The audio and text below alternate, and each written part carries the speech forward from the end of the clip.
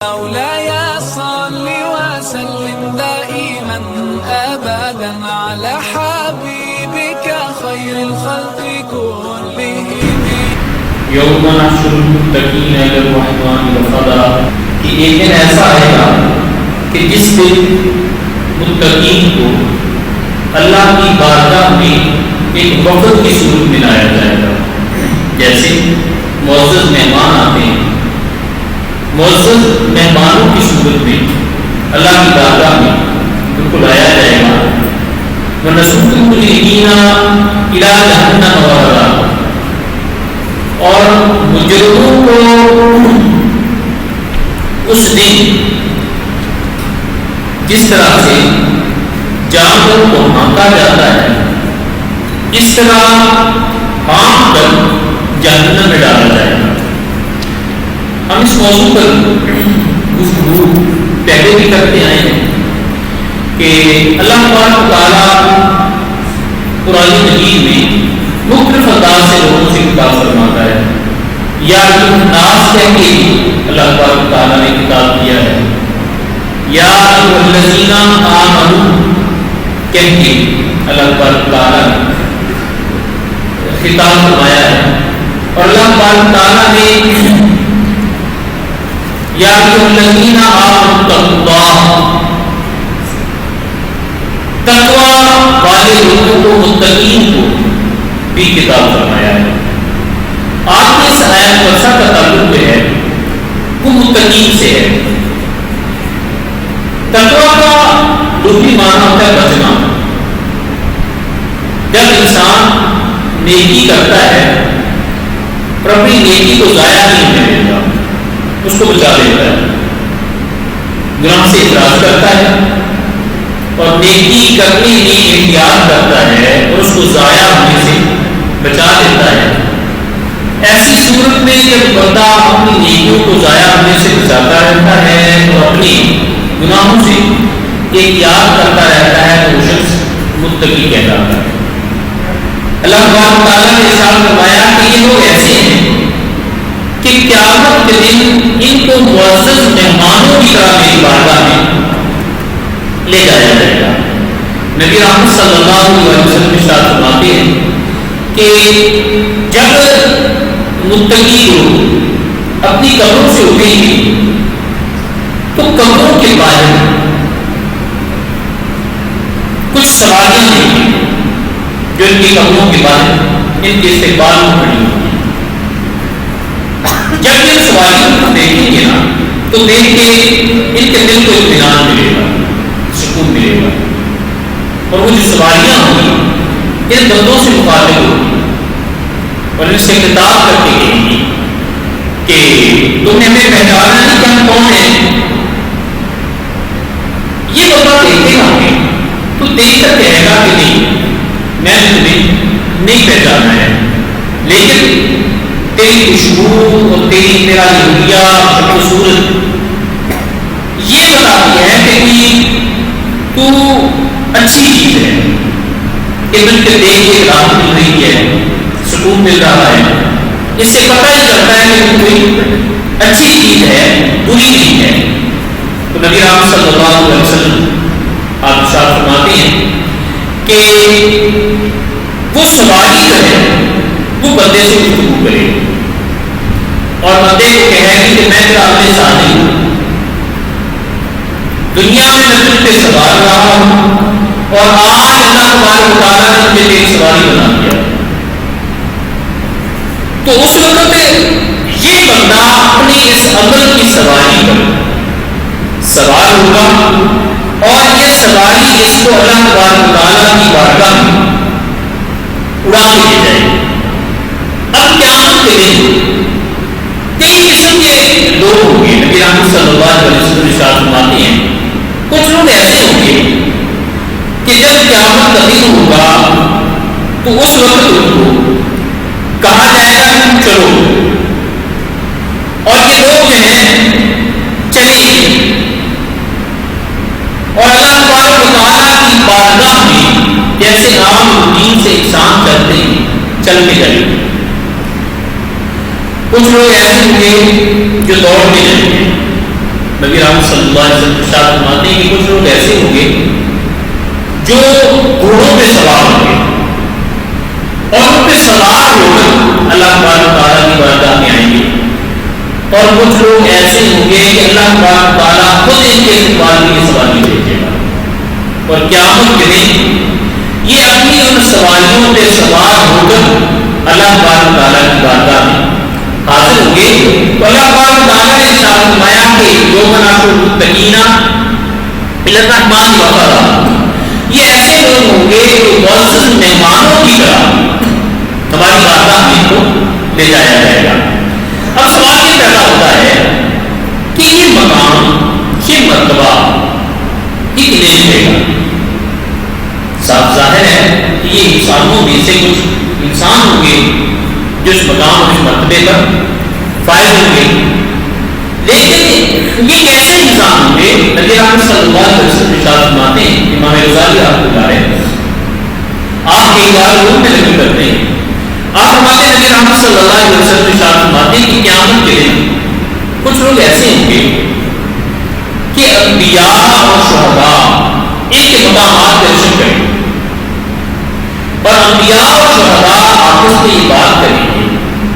کہ یار انبیاء کے الگ سے ممبر رکھے ہوں گے۔ نبی رحمت صلی اللہ علیہ وسلم ارشاد فرماتے ہیں کہ اللہ کے اس گرد نور، عرش کے ارد گرد نور کے ممبر ہوتے ہیں، اور ہر نبی اپنے مقام اور مرتبہ کے مطابق اس میں فائز ہوگا۔ اس کے بعد پھر شہداء کے ممبر ہوں گے، وہ اپنے مقام پہ بیٹھے ہوں گے، اور اس کے بعد کچھ لوگ ایسے ہوں گے کہ ان کے چہرے کی روشنی اور ان کی آنکھوں کی رونق اس قدر دلوں کو بھانے والی ہوگی کہ انبیاء اور شہداء کہیں گے کہ یار یہ کون لوگ ہیں؟ نہ کوئی نبی ہیں اور نہ یہ شہید ہیں۔ انبیاء کہیں گے کہ اگر یہ نبی ہوتے تو ہماری صف میں ہوتے، اور اگر یہ شہداء ہوتے تو پھر شہیدوں کی صف میں ہوتے، لیکن ان کے چہرے کی رونق بتا رہی ہے کہ اپنے مقام اور مرتبے میں چھوٹے لوگ یہ نہیں ہیں، یہ کون ہے؟ تو اس وقت اللہ تبارک و تعالیٰ کی طرف سے اعلان کیا جائے گا کہ یہ وہ لوگ ہیں جو ہر حال میں اپنے رب راضی رہا، جس حال میں مالک رکھتا تھا اس حال میں یہ راضی رہتے ہیں۔ اور انسان کی زندگی میں سب سے بڑی چیز جو آتی ہے وہ یہ ہوتی ہے کہ وہ انسان اپنی کوشش کرتا رہے اور اپنے معاملات کو اپنے رب کے حوالے کرتے، اور کوشش میں جب اس کی کوشش کارگر ثابت نہ ہو تو اس کو اپنے رب کی طرف سے اس کی رضا، اس کی مرضی سمجھے۔ تو نبی رحمت صلی اللہ علیہ وسلم ارشاد فرماتے ہیں کہ ان لوگوں کے چہرے قیامت کے دن اتنے روشن ہوں گے اس طرح سے سورج روشن ہوتا ہے، اور نبی رحمت صلی اللہ علیہ وسلم ارشاد فرماتے ہیں کہ قیامت کے دن یہ لوگ جن کو اللہ تبارک و تعالیٰ یہ مقام اور مرتبہ عطا کرے گا کہ یہ قبروں سے اٹھیں گے تو قبروں کے باہر اللہ کی بارگاہ میں لے جانے کے لیے یہ سواریاں کھڑی ہوں گی۔ ان میں سے نبی رحمت صلی اللہ علیہ وسلم ارشاد فرماتے ہیں کہ 70,000 لوگ ایسے ہوں گے کہ جن کو اللہ تبارک و تعالیٰ بغیر حساب کے جنت عطا فرمائے گا۔ سیدنا عمر فاروق رضی اللہ تعالیٰ آپ فرماتے ہیں میں نے نبی رحمت صلی اللہ علیہ وسلم سے عرض کیا رسول اللہ صلی اللہ علیہ وسلم، حضرت عبدالرحمن بن ابی بکر سے روایت ہے،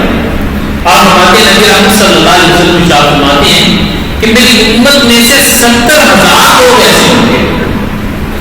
کہ جن سے بالکل حساب کتاب نہیں ہوگا، بغیر حساب کتاب کے اللہ تبارک و تعالیٰ کو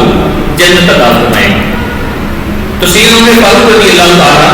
آپ عرض کرنے لگے یا رسول اللہ صلی اللہ علیہ وسلم اگر اس میں کچھ اضافہ ہو جاتا تو نبی اکرم صلی اللہ علیہ وسلم نے فرمایا آتانی ہاکذا وفرج بین یدیہ،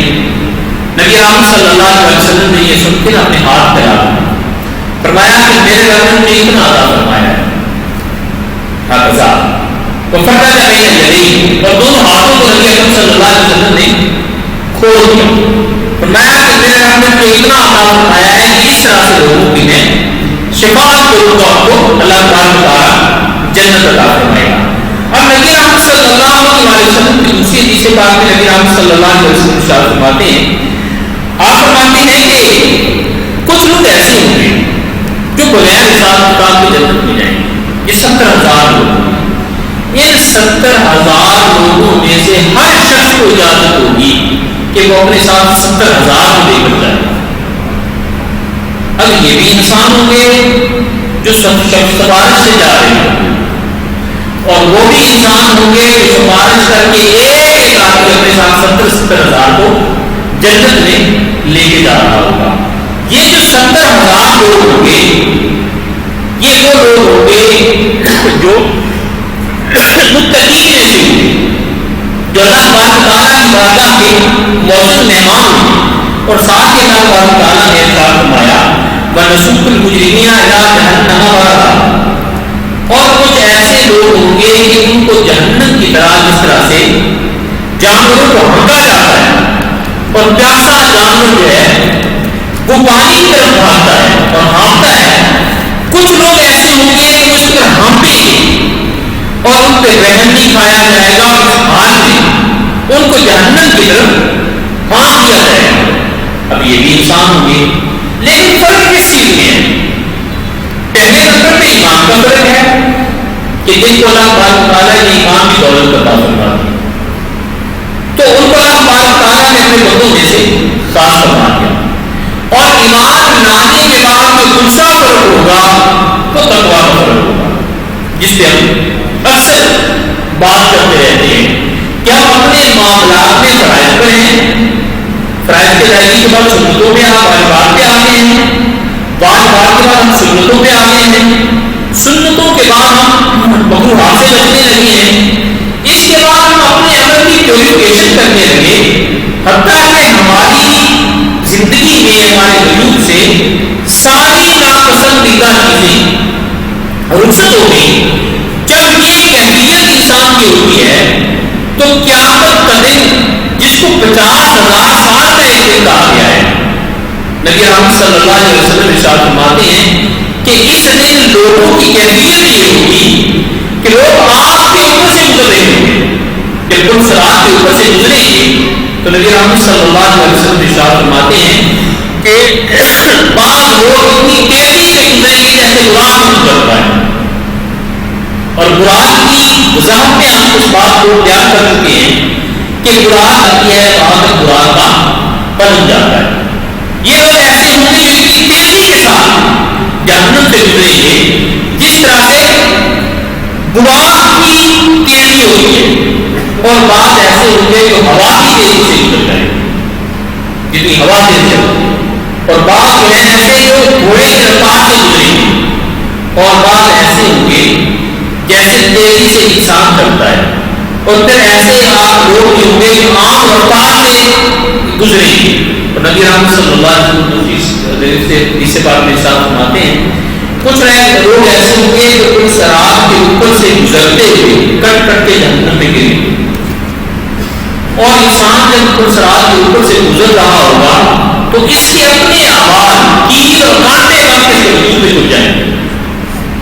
اور اس وقت یہ ساری چیزیں انسان کو سکون بھی دے رہی ہوں گی، اور اگر انسان کے وہ اعمال اچھے نہ ہوئے تو اس وقت یہ ساری چیزیں بندے کی باعث ندامت ہوئی، اور جیسے جیسے وقت گزرتا ہے ہمیں اس بات کا اندازہ ہوتا رہتا ہے کہ ہمیں آج بھی فکر ہے، کل ہماری زندگی سے گزر گیا ہے، اور ہم میں سے بچہ ہے، نوجوان ہے یا بزرگ ہے، زندگی کس ایج میں بھی آ گیا ہے، اس کے لیے اگلی زندگی کے مسائل ہیں، اور پچھلی زندگی تک کی جب ہم غور کرتے ہیں تو لگتا ہے کل کی بات تھی اور سال بیت گئے۔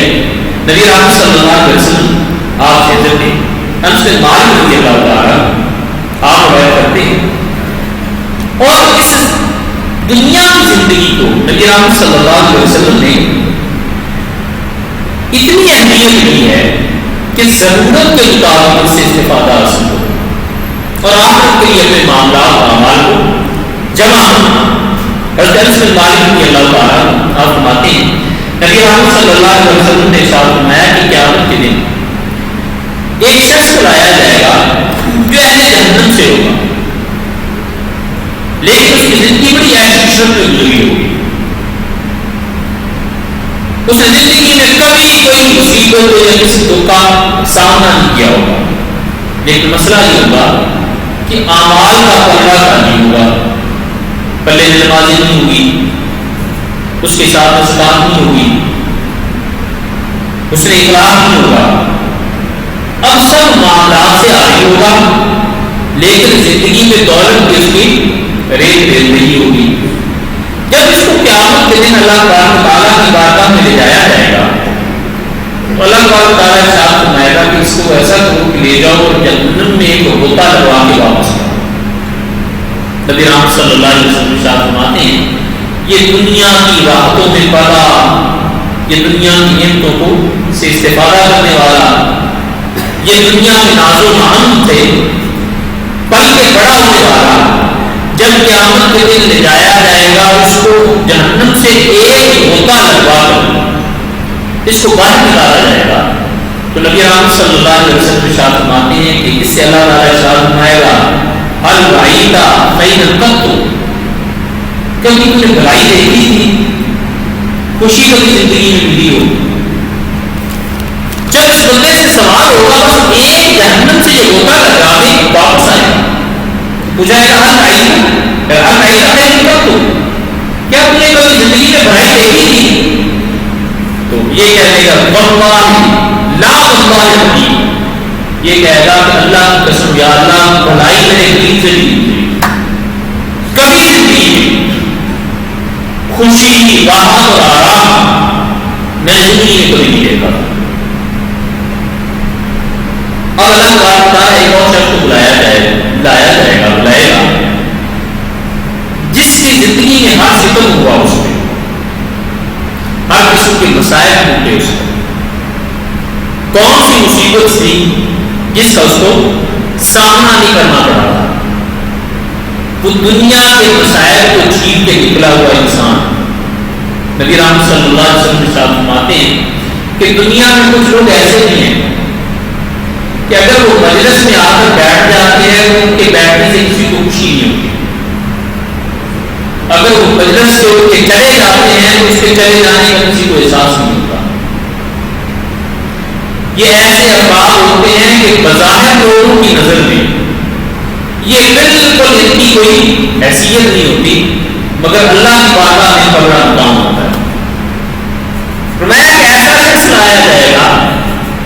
جس کو دنیا میں ستایا گیا تھا، جس کو دنیا میں ہر قسم کے غموں سے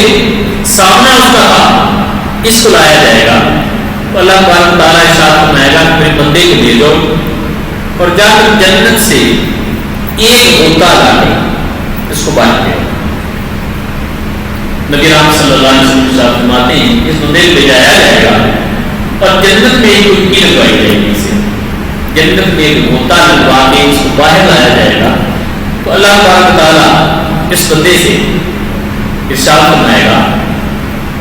حل رعیتا بؤسا قط، کبھی زندگی میں غم دیکھا تھا، غم تیرے قریب سے بھی گزرا تھا؟ تو یہ بندہ کہے گا واللہ واللہ یا اللہ تیری قسم ہے مجھے غم بھی میرے قریب سے نہیں گزرا، میرے پاس سے نہیں گزرا، کہ اسی طرح سے ہے جیسے ایک آدمی سارا دن محنت کرتا ہے اور شام کو اپنی مزدوری حاصل کرتا ہے، مالک بھی خوش ہو جاتا ہے، اس کی ضرورت بھی پوری ہو جاتی ہے، اور اگر بندہ سارا دن دھوپ میں بھی کھڑا رہتا ہے اور کام بھی نہیں کرتا، شام کو آتا ہے تو مالک سے چھٹیاں بھی پڑتی ہیں اور اجرت سے بھی انسان فارغ ہو جاتا ہے۔ اس دنیا میں رہتے اللہ تبارک تعالیٰ نے ہمارے ذمہ بہت کام لگائے، اگر ہم اپنی زندگی کا موازنہ کریں ان افراد سے جو اعلیٰ زندگیاں بسر کر گئے، حضرت امام ابو حنیفہ رحمۃ اللہ علیہ، حضرت امام شافعی رحمۃ اللہ علیہ، حضرت امام احمد بن حنبل رحمۃ اللہ علیہ، حضرت امام مالک رحمۃ اللہ علیہ، بشر حافظ رحمۃ اللہ علیہ، یہ لوگ تھے انہوں نے اپنی ساری زندگیاں وقف کی ہوئی، اپنی جلیریہ فرماتے ہیں، آپ فرماتے ہیں کہ امام ابو حنیفہ کے ساتھ میں 6 مہینے رہا، مگر ان 6 مہینوں میں میں نے کبھی بھی امام ابو حنیفہ رحمۃ اللہ علیہ آپ کو کسی پہلو پہ سویا ہوا نہیں دیکھا